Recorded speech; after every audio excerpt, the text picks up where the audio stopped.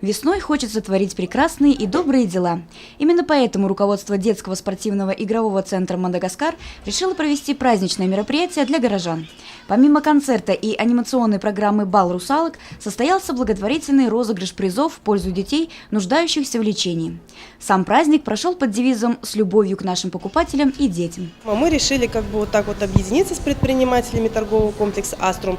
И все, кто что мог, они предоставили нам призы на этот розыгрыш. В розыгрыше приняли участие более 30 предпринимателей и набрали мы более 100 призов.